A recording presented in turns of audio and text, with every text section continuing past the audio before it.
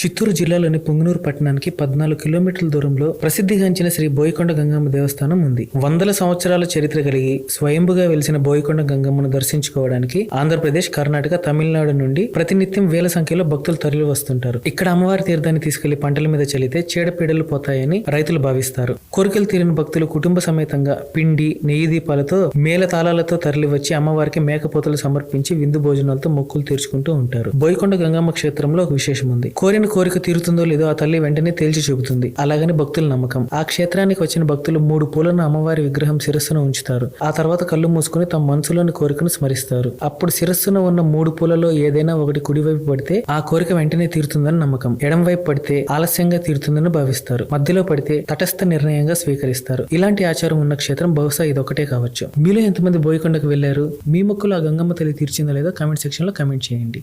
Until then take care.